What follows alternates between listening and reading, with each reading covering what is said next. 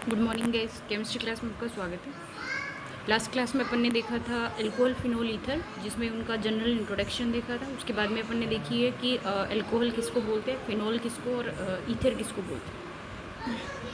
Basically alcohols are hydroxy compound which are obtain if the hydrogen atom of alkanes are substituted with the OH group. Phenol is a specific category of alcohol if the R group is benzene ring or aromatic. Ether, when oxygen is directly attached with two alkyl groups, then the functional group will be ether. ठीक है। अब देखो, उसके बाद में अपन ने देखा है अल्कोहल, फिनोल, ईथर जो है उनका क्लासिफिकेशन देखा था। क्लासिफिकेशन में आपको स्पेशली याद रखना है एलाइलिक क्या है, बेंजाइलिक क्या है, विनाइलिक क्या है। सारी कैटेगरी थोड़ी डिफरेंट भी थी। ईथर्स में सिर्फ दो ही कैटेगरी आई थी, एक तो आई थी सिंपल और दूसरी कौन सी आई थी, मिक्स, यानी सिमेट्रिक और एसिमेट्रिक। लास्ट क्लास के अंदर हमने अल्कोहल्स का नोमेनक्लेचर देखा है। तो अल्कोहल्स का जो नोमेनक्लेचर है उसके अंदर आप लोगों को आया था, according to the common name alcohols are named as alkyl alcohol and according to the IUPAC nomenclature they are named as alkanol. ठीक है ना, दो टर्म है एल्केनोल IUPAC के अकॉर्डिंग और उसमें है अल्काइल अल्कोहल। फिर उसके अंदर अपन ने सबके नोमेनक्लेचर देखे, एग्जाम्पल्स देखे। आज अपन देख रहे हैं nomenclature of phenol. Nomenclature of phenol के अंदर देखो अल्काइल फिनोल ही लिखा जाएगा अगर अल्काइल ग्रुप प्रेजेंट है तो, अदरवाइज फिनोल उसका डेरिवेटिव नेम है जिसको आप IUPAC के अकॉर्डिंग भी बोल सकते हो। बेंजेनोल होता है वैसे, पर IUPAC फिनोल को भी वैलिड मानते हैं।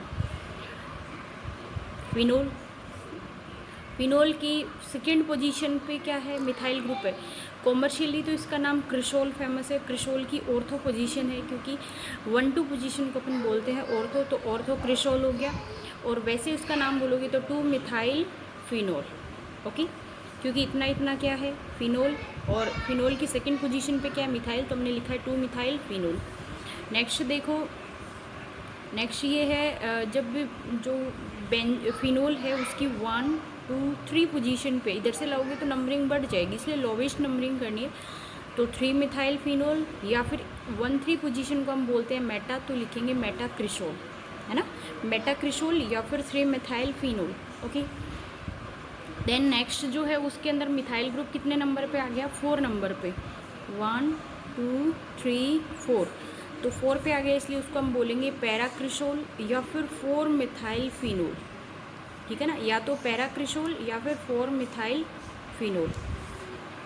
नेक्स्ट जो है उसके अंदर देखो बेंजीन जो है उसके ऊपर दो रिंग के ऊपर 2 OH ग्रुप है। अगर एक OH ग्रुप होता तब तो हम फिनोल लिख देते। अब दोनों की प्रायोरिटी बराबर रखनी, इसलिए दोनों ही फिनोल ग्रुप को अपन क्या ले लेते, सब्सटीट्यूएंट ले लेते हैं।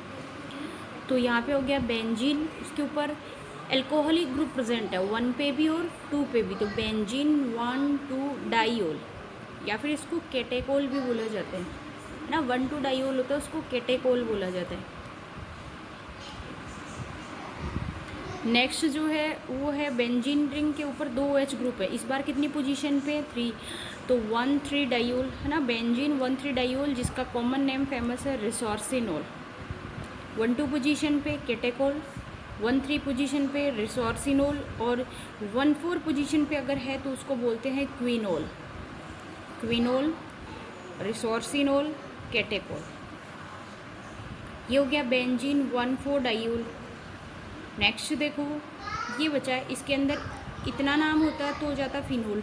ठीक है, फिनोल की कितनी कितनी पोजीशन पे है, तो 1, 2, 3, एक तो 3 पे, 4, 5, 3, 5 पे मिथाइल ग्रुप प्रेजेंट है। तो यहाँ पे क्या आ गया, 3,5 डाईमिथाइल फिनोल, या फिर दोनों ही मेटा पोजीशन पे क्या है, मिथाइल, तो मेटा डाईमिथाइल फिनोल।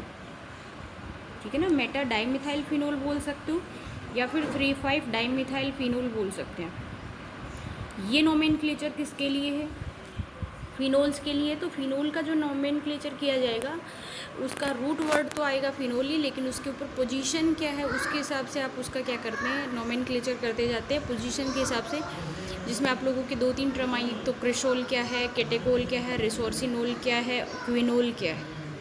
ठीक है, ये आपको ध्यान रखना है। अल्कोहल्स में डेरिवेटिव नेम नहीं आए थे, उसके अंदर आइसो नियो इस तरीके की सीरीज आएंगी जिनको आपको याद रखना है। नेक्स्ट जो नोमेनक्लेचर आएगा वो किसका आता है, ईथर्स का आता है। ईथर्स के लिए आप ये बोल सकते हो, ethers are the compound which are named as alkoxy alkane. Yes, बहुत इंपॉर्टेंट टर्म है ये, एल्कोक्सी एल्केन किसको बोलते हैं। अब किसको एल्कोक्सी लिखेंगे और किसको एल्केन लिखेंगे, तो देखें आप,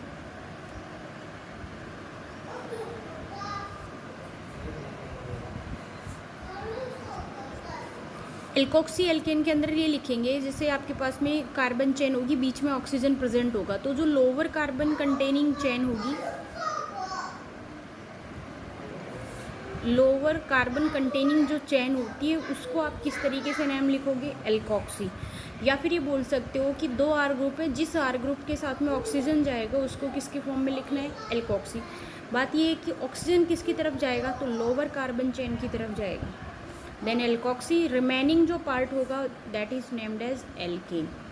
okay, alkoxy alkene.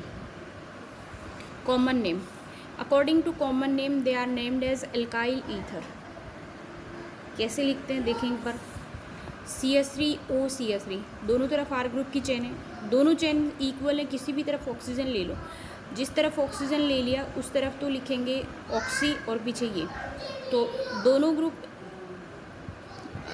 Alkyl ether की तरह कॉमन नेम लिखोगे तो मिथाइल मिथाइल तो डाई मिथाइल ईथर हो गया, इथाइल इथाइल तो डाई इथाइल ईथर हो गया, इथाइल मिथाइल ईथर हो गया, मिथाइल प्रोपाइल ईथर हो गया, ठीक है ना, मिथाइल आइसोप्रोपाइल ईथर हो गया, ठीक है। इसका बाद में देखेंगे। अब इसका IUPAC नेम देखें। IUPAC नेम देखने के लिए एक कार्बन की चेन लेते हो, ये लो, इस कार्बन की चेन पे ऑक्सीजन कंटेनिंग ग्रुप प्रेजेंट है, तो ऑक्सीजन कंटेनिंग जो ग्रुप आएगा that is named as alkoxy. एक कार्बन की चेन है इसलिए मैथ प्लस ऑक्सी मिथॉक्सी, ये भी कितना है, एक कार्बन की चेन है तो मिथेन, तो इसका नाम हो गया मिथॉक्सी मिथेन। इस बार देखो ऑक्सीजन कंटेनिंग जो है वो 2 कार्बन का है, तो आप उसको लिखोगे इथॉक्सी, और बेस जो चेन है वो भी कितने कार्बन की है, 2 की, तो बोलोगे इथेन। यहाँ देखें दोनों में से ऑक्सीजन किसके साथ जाएगा, मिथाइल के साथ, तो लॉन्ग कार्बन चेन कितने की है, 2 की। 2 कार्बन कंटेनिंग जो लॉन्ग चेन होती है उसको बोलते हैं इथेन। इथेन के ऊपर लगा हुआ जो ग्रुप है ऑक्सीजन कंटेनिंग उसका नाम है मिथॉक्सी, तो नाम हो गया मिथॉक्सी इथेन। समझ आई बात। नेक्स्ट दोबारा बोल देती हूँ मैं इसको, जैसे दोनों में से जो लॉन्ग कार्बन चेन है उसको तो मेन कार्बन चेन ले लो, तो रूट वर्ड प्लस एन लगा दो, तो 2 कार्बन को हम बोलते हैं एथ प्लस एन एथेन, क्योंकि एल्कोक्सी एल्केन, तो एल्केन के फॉर्म में लिख दिया एथेन। अब एल्कोक्सी उसको लिखेंगे जिसके साथ ऑक्सीजन जाएगा, तो जिसके साथ ऑक्सीजन जा रहा है वो एक कार्बन की चेन है, तो मैथ प्लस ऑक्सी मिथॉक्सी, तो इसके ऊपर जो अटैच ग्रुप है वो हो गया मिथॉक्सी इथेन, उसको अपन क्या बोलते हैं, मिथॉक्सी इथेन बोलते हैं। अब देखो यहाँ पे अगर अपन डिस्कस करेंगे तो ये एक कार्बन की चेन है, ये 3 कार्बन की चेन है, जो 3 की है उसको तो मेन चेन लेंगे, 3 कार्बन्स की चेन को अपन बोलते हैं प्रोपेन, ठीक है, कोई दिक्कत नहीं है, तो इसका नाम लिखेंगे हम प्रोपेन। ओके, प्रोपेन के बाद में प्रोपेन के फर्स्ट सेकंड कार्बन के ऊपर OCH3 जुड़ा हुआ है, तो OCH3 का नाम क्या है, मेथॉक्सी, तो हम लिखेंगे 2, क्योंकि सेकंड कार्बन पे प्रेजेंट है 2 मिथॉक्सी प्रोपेन, तो इसका नाम हो जाएगा 2 मिथॉक्सी प्रोपेन। ओके, नेक्स्ट देखो, नेक्स्ट के अंदर अपन ये लिखेंगे, इसका लोकल नेम तो चलता नहीं है, और IUPAC नेम लिखते टाइम अपन क्या करेंगे, लॉन्ग कार्बन चेन कहाँ से आएगी, तो 1 2, 1 के ऊपर भी OCH3 और इधर 2 के ऊपर भी, जो भी है 1 के ऊपर भी OCH3, 2 पे भी OCH3 का नाम अपन ने देखा है कि ऑक्सीजन कंटेनिंग जो ग्रुप होगा उसका एल्कोक्सी, तो एक कार्बन का लिखेंगे मिथॉक्सी, 1 पे भी मिथॉक्सी, 2 पे भी मिथॉक्सी, तो हम यूँ लिख सकते हैं 1 2 डाई मिथॉक्सी, और 2 कार्बन की चेन है इसलिए लिखेंगे ethane. I repeat the statement, OCH3 alkoxy, तो 1 पे भी है 2 पे भी है, दोनों सेम है इसलिए हमने लिखा 1 2 डाई, ग्रुप का नाम है मिथॉक्सी और 2 कार्बन की चेन है इसलिए लिखेंगे ईथेन। ठीक है, ये होता है जब एक से ज़्यादा एल्काइल ग्रुप्स अगर प्रेजेंट हैं और सेम है तो डाई लगा के लिख दिया, अगर डिफरेंट होते तो हम अलग अलग लिख देते, उसको कोई दिक्कत नहीं थी उसके अंदर। एक से ज़्यादा ऑक्सीजन एटम है तो भी कोई दिक्कत नहीं है, आप लॉन्ग कार्बन चेन सेलेक्ट करें, उसके बाद में कार्बन चेन का रूट वर्ड काम में ले ले, जैसे यहाँ पे 4 कार्बन होते तो हम लिखते ब्यूटेन, ब्यूटेन के फर्स्ट और फोर्थ पे जुड़े हुए थे तो 1,4 सेम है तो डाई मिथॉक्सी लिख देते, नहीं है तो 1 इथॉक्सी 2 मिथॉक्सी ब्यूटेन लिख देते, कोई वो नहीं है। नॉमिन है क्लेचर के अंदर नेक्स्ट जो एग्जांपल है वो देखो, ये साइक्लिक और ए साइक्लिक का है, ठीक है। तो इसके अंदर अगर अपन नॉमिन क्लेचर लिख रहे हैं तो सब्सटीट्यूएंट के हिसाब से अगर मैं इसको 1 इसको 2 दूँ तो 1 नंबर पे एक सब्सटीट्यूएंट है, 2 पे 2 है। इसको अगर 1 देती हूँ, इसको 2, तो 2 को लोवेस्ट नंबर और 1 को क्या मिल रहा है, हाईएस्ट। तो इसके अकॉर्डिंग नॉमिन क्लेचर करेंगे। सबको हटा दो एक बार, इसको भी, इसको भी, इसको भी, ठीक है। इन सब को हटाने के बाद में एक रिंग बच रही है। मैंने ये पढ़ा है कि रिंग का नाम लिखते टाइम आप लिखेंगे साइक्लो और total number of carbon. Total number of carbon यहाँ रिंग के अंदर है 6, तो मैंने लिखा है साइक्लोहेक्सेन, क्योंकि क्लोज्ड रिंग है तो साइक्लोहेक्सेन, कोई दिक्कत नहीं, ठीक है। अब इस रिंग के फर्स्ट अगर ये नहीं होता तो इसका नाम क्या हो जाता, 1,1 डाईमिथाइल साइक्लोहेक्सेन, तो 1,1 डाईमिथाइल साइक्लोहेक्सेन सॉल्व हो गया। बचा हुआ क्या है, 2 पे है OC2H5। ईथर के नोमेनक्लेचर के टाइम पता चला है कि जिस एल्काइल ग्रुप के साथ O आता है तो उसको इथाइल नहीं लिख करके इथॉक्सी लिखेंगे, तो ये हो गया इथॉक्सी। एल्कोक्सी लिखते हैं ना, तो 2 इथॉक्सी 1,1 डाईमिथाइल साइक्लोहेक्सेन। ये है इसका एग्जाम्पल। इसमें अपने बहुत सारे एग्जाम्पल्स लिए हैं, फिर भी अगर आपको कहीं पे भी क्यूरियोसिटी होती है तो आप सोल्व करके देखें ताकि समझ आए कि कॉन्सेप्ट काम में लेना सीख गए हो या फिर नहीं सीख पाए, ठीक है। ये था ईथर्स का नोमेनक्लेचर। नेक्स्ट जो टॉपिक आएगा उसके अंदर अपनी आती है structure of functional groups. Structure of functional groups के अंदर आप लोगों को देखो क्या ध्यान रखना है, जो चीज़ याद रखनी है वो देखें। स्ट्रक्चर ऑफ फंक्शनल ग्रुप्स में कंपेरेटिवली बता रही हूँ मैं एल्कोहल, फिनोल और ईथर, ठीक है। All are the oxygen containing functional group, देखा है कई बार रिपीट करिए इस बात को मैंने। यहाँ पे जो एल्कोहल का डिस्कस कर रहे हैं पहले, एल्कोहल के अंदर एक तरफ आर ग्रुप से अटैच होता है, दूसरी तरफ हाइड्रोजन से अटैच होता है। इसका जो बॉन्ड एंगल होता है ना, in all functional group oxygen is present in sp3 hybridization. क्यों? क्योंकि इसके अंदर 2 बॉन्ड पेयर और 2 लोन पेयर हैं, 1 2, 2 लोन पेयर हो गए 1 1, टोटल 4 जहाँ होता है वहाँ पे क्या आएंगे, sp3 हाइब्रिड एटम्स आएंगे। वो अपनी 11th क्लास में काफ़ी वाइल्ड तरीके से देखा है। sp3 okay. sp3 का जो बेस एंगल होता है वो होता है 109 डिग्री 27 मिनट होता है, ठीक है।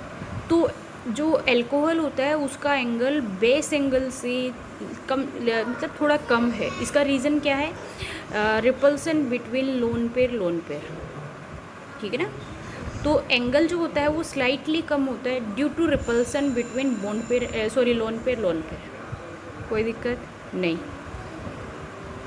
दूसरा आ गया है, इसका एंगल 109 डिग्री ये है, इसमें रिपल्सन है, मेंटेन है, स्लाइटली क्या बहुत माइनर डिफरेंस होता है जिसको नेगलेक्ट भी कर सकते हो, बोल सकते हो कि इसमें एग्जैक्ट एंगल होता है 109 डिग्री 27 मिनट या 109 डिग्री बोल सकते हो, कोई दिक्कत नहीं है। तीसरा जो है ईथर ग्रुप, मैंने जो लास्ट चैप्टर पढ़ा था उसके अंदर ही बताया था बॉन्ड एंगल इंक्रीज होता है on increasing the size of R group. Amines में देखा था ना हमने, तो यहाँ पे आर ग्रुप, यहाँ पे एक आर ग्रुप, यहाँ पे आर ग्रुप का नंबर कितना है, यहाँ पे सबसे लोवेस्ट है। आर ग्रुप का साइज़ बढ़ा, बॉन्ड एंगल इंक्रीज हो गया, आर ग्रुप का साइज़ और नंबर बढ़ गए तो बॉन्ड एंगल और इंक्रीज हो गया। तो on increasing the number and size of alkyl group the repulsion will be decreases, so the bond angle will be increases, okay. तो जब एल्कोहल से फिनोल की तरफ जा रहे हो तो बॉन्ड एंगल क्या हो रहा है, इंक्रीज हो रहा है। 108, 109, 110 भी याद रखो तो भी कोई दिक्कत नहीं है। 108, 109, 110 सबसे छोटा एल्कोहल का, फिनोल का, ईथर का, या फिर आप याद रख सकते हो चैप्टर का नाम एल्कोहल, फिनोल, ईथर है, तो बॉन्ड एंगल भी इसी सीक्वेंस से है, पहले एल्कोहल फिर फिनोल फिर ईथर। स्टार्ट बेस किसका है, फिनोल का, उससे कम एल्कोहल, तो 109, 109 से कम 108 है, उससे 110 भी ज़्यादा रख सकते हो, एग्जैक्ट याद रखो तो बहुत अच्छी बात है। 111.7 या 111.7 डिग्री ये लिखा है मैंने। Bond angle of alcohol is slightly less than the tetrahedral angle, और टेट्राहाइड्रल एंगल कितना बोला है मैंने, 109 degree 27 minute. It is due to the repulsion between lone pairs, हो चुकी है बात इसके बारे में।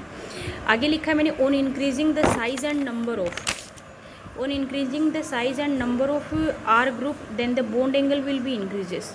ये भी देख लिया, फ्रॉम एल्कोहल से ईथर की तरफ जा रहे हैं तो एग्जाम्पल अपना सोल्व हो रहा है कि साइज़ बढ़े या फिर नंबर बढ़े, उसके बढ़ने से क्या हो रही है, बॉन्ड एंगल इंक्रीज हो रहा है अपना। ठीक है, यहाँ तक इसमें जो स्ट्रक्चर है वो कंपैरेटिवली अपन ने स्टडी कर लिए। नेक्स्ट जो है उसके अंदर आपकी आएंगी प्रिपरेशंस ऑफ एल्कोहल की कुछ रिएक्शंस पढ़ेंगे जिनके अंदर एल्कोहल का फॉर्मेशन होता हो। तो देखो, एक पहले आज मैं इसको सिर्फ बेस इक्वेशन बताती हूँ। एक बेस इक्वेशन के अंदर भी देख रहे हैं फ्रॉम एल्कीन, है ना। एल्कीन से अल्कोहल किस तरीके से बनता है, तो एल्कीन की रिएक्शन जब H2O से करवाते हैं तो किसी भी रिएक्शन के ऊपर वाटर अगर जोड़ते हैं तो उसको अपन बोलते हैं हाइड्रेशन। ठीक है, तो ये एक एडिशन रिएक्शन है, इसमें डबल बॉन्ड ब्रेकडाउन होगा। डबल बॉन्ड के ब्रेकडाउन होने से दो नई सिग्मा बॉन्ड का फॉर्मेशन होता है।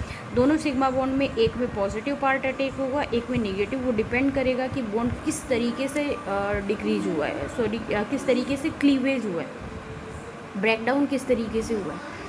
तो यहाँ पे carbon double bond carbon alkenes, तो when alkenes react with water in acidic medium they form alcohol.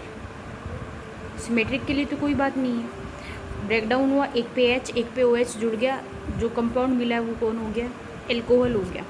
But अगर अपन in case of asymmetric alkene, asymmetric का मतलब होता है डबल बॉन्ड के एक तरफ कार्बन चेन लंबी हो एक तरफ छोटी हो, या एक तरफ ब्रांच हो एक तरफ अनब्रांच हो, कहने का मतलब दोनों चेन दोनों तरफ की सीरीज सेम नहीं हो, then reaction takes place according to Markovnikov rule.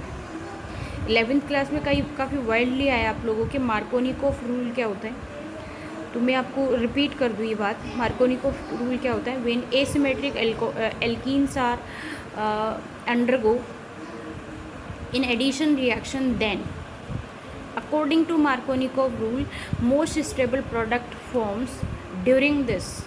अब मैं रूल बोल रही हूँ, the positive part of the attacking species will be attacked at where which have the highest number of hydrogen atom। I repeat the words, the positive part of the attacking species will attack at that carbon which have the highest number of hydrogen atom। कि attack करने वाली species का positive part वहाँ attack करता है जहाँ पे पहले से हाइड्रोजन का नंबर हाई हो। कैसे, रिएक्शन डबल बॉन्ड पे होगी, ये जब ब्रेकडाउन होगा तो ये होगा HOH माइनस, इसका पॉजिटिव पार्ट इन दोनों में से उस कार्बन पर अटैक करेगा जिस पे हाइड्रोजन का नंबर ज़्यादा होगा। ऐसा करने से, है ना, ऐसा करने से हमारे पास क्या होगा, मोस्ट स्टेबल प्रोडक्ट मिलेगा, उसकी यील्ड जो होगी वो अच्छी मिलेगी। तो यहाँ पे H आएगा, रिमेनिंग पार्ट इस पे अटैक करेगा। ठीक है, तो ये क्या बनेगा, CH3, बीच वाले पे OH और लास्ट वाले पे क्या आएगा, H, CH3 CHOH CH3। इस रिएक्शन के आप लोगों के मैकेनिज्म क्या है, सिलेबस में एक बार रिपीट कर देती हूँ। मार्कोनिकोव रूल क्या था, CH डबल बॉन्ड CH2, मैंने कहा अटैकिंग स्पीसीज़ का पॉजिटिव पार्ट वहाँ अटैक करेगा जहाँ पे पहले से हाइड्रोजन का नंबर ज़्यादा हो।